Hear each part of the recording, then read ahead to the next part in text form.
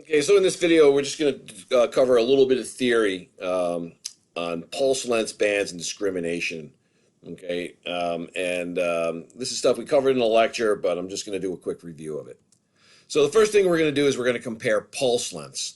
So in this example here, the blue dots are supposed to represent, water, oxygen molecules in the atmosphere, and the green lines are your pulses. So in this case, they're supposed to represent basically X band. Okay, so the 3 centimeter radar. Now what you see here is in the upper one, you've got, let's see, there's one cycle. So there's basically 2 cycles of energy. And here there's 1, 2, 3, 4, 5 cycles of energy. This is a longer pulse. It's got more cycles. It's got more energy. This is a shorter pulse. It's got less cycles, less energy. So let's look what happens as these things start to go through the atmosphere. Okay, so as they're going through the atmosphere, you can see that as it's going, each time it hits one of these molecules, there is attenuation that's happening, scattering and absorption. And because the upper one, the shorter pulse, began with less energy, by the time it gets this distance away, it has less energy than the longer pulse. They're both being attenuated, but because the longer pulse had more energy to begin with, there's more energy at this point. Okay, so here we go. We continue on, and you can see now that if you look up here, the short pulse, there's barely any energy left. The long pulse still has some. All right, and at this point, the short pulse disappears altogether. So the point here is that a longer pulse will last longer as it goes through the atmosphere. It has more energy. Okay, so if you want to send the pulse out a long distance, you're probably going to want to use a long pulse so that, by the time it gets far away from the radar, there's still energy there. Okay, so now we're going to compare something totally different. This is not short pulse to long pulse. This is X to S. So if you look at this, okay, here is a time frame. Okay, this is, a certain number of milliseconds. And this is a certain number of milliseconds. And you can see that the X band has got 1, 2, 3 cycles in the time frame, whereas the S band has only 2. Now, if you look at this, this is many more cycles, much more higher frequency. Look how many molecules the X band is hitting. It hit every one of those molecules. But look at the S band. It's only hit, it didn't hit these 2, and it has hit these. So this one has hit 4, this one's only hit 2. So let's see what happens as these things start to travel through the atmosphere. Now these pulses, by the way, they're the same pulse length. So let's say that this is a short pulse X up in the green, and short pulse long in the red. And you can see that the short pulse S, the red one, is hitting less molecules. Well, as a result, it's going to be less attenuated as time goes on. The X, the 3 centimeter, is hitting more molecules. It's being more attenuated. Now you can see that the X, the 3 centimeter, has totally disappeared at this distance, whereas the S, well, it's attenuated, but it still has some juice because it was hitting less molecules per cycle. All right. For that reason, the S band will travel farther. So what can we take from this? Long pulse will travel farther than short pulse, and S band will travel farther than X band. Okay? But when you have an X band, if you had an X band short pulse, X band long pulse, well, the long pulse would go farther than the short pulse. You have to keep the X versus S and the short versus long separate in your head. And these 2 slides will hopefully help you do that. Let's continue. This is also just showing you that the X band hit every molecule that it encountered, and this one only hit half of them. Okay, now we're going to move on to discrimination. So there's 2 types of discrimination, and discrimination is basically defined as the ability of the radar to distinguish between 2 different targets. Bearing discrimination is the 2 targets at the same range, okay? The same range, but slightly different bearings. Does it appear like 2 targets, or does it appear as if it's 1? So I've got this little graphic to help us understand this. So we're looking down. This is the horizontal beam width here. And The IMO says that the beam width should be no more than 2 degrees so as to be able to differentiate between targets that are 2.5 degrees apart. It's a little bit more involved than that, but that's the general idea. It's good enough for now. So what's going to happen here is down here, this blue circle, that is our radar screen. This is the antenna. This is the beam width coming out. And what you're about to see is some pulses coming out and then echoes coming back. The pulses will be blue, the echoes will be red, and you'll see some ships starting to appear. So this is kind of a bird's eye view of what's going on. So let's start this thing in motion. So you can see the pulses coming out, and it hits the bow of a target, and an echo comes back. Now, at this point, there are two targets.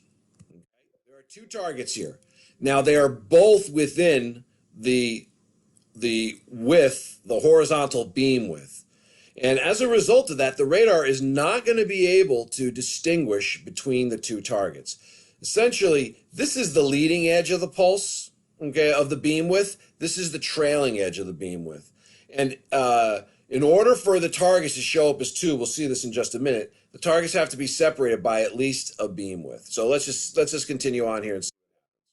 So it goes out, okay, and it comes back, and the radar was unable to distinguish that there were 2 targets there, okay, because both targets were hit by the same pulse at some point in the rotation. All right.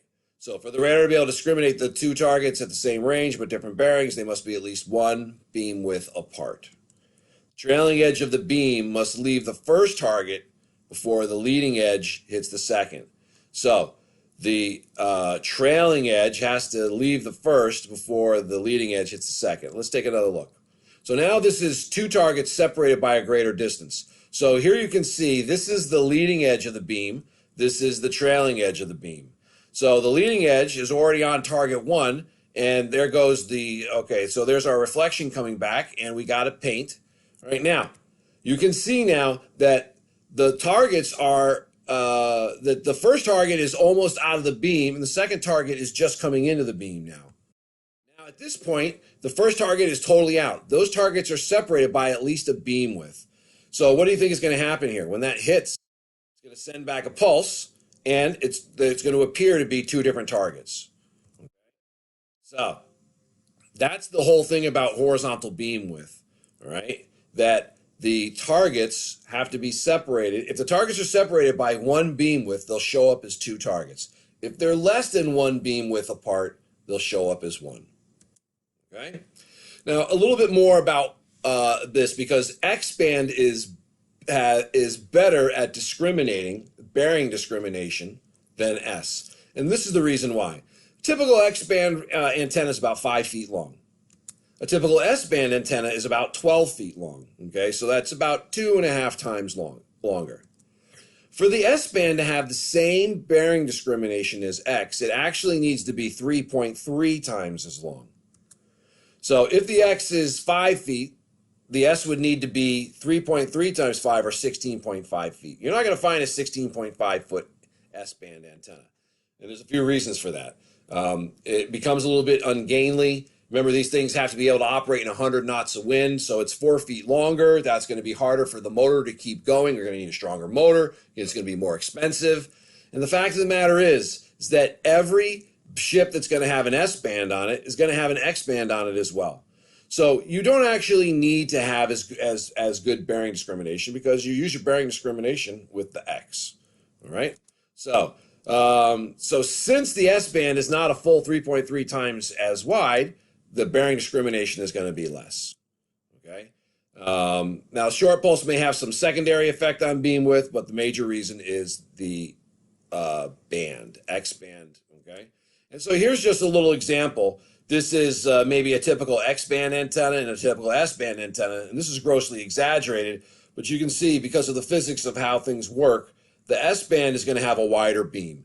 If I wanted this S band to have the same beam width, okay, to reduce it from this to that, okay, I would have to elongate that antenna to make it 3.3 times as long as that, all right? And so you can see, all right, that essentially then, okay, in this situation, the targets are a beam width separated. these are within the beam width. So we have two targets here, we have one target there. All right, if I was to extend the antenna, that I would be able to narrow the horizontal beam width, and then the targets would show up as two different targets. Let's talk about range discrimination now for a couple of minutes. So this is range discrimination. This is another bird's eye view, okay? And this one here, the targets are on the same bearing, but they're at different ranges, okay? So we're going to fire out our pulse here, all right? And here comes our pulse. Okay, so our pulse is about to hit the first target.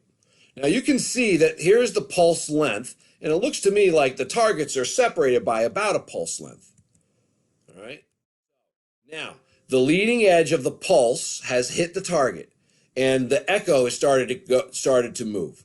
Okay, now, the trailing edge, the target is still being hit by the pulse. So you can see the echo is still being generated. And the echo will still continue to be generated. It'll get longer and longer until the trailing edge passes the ship.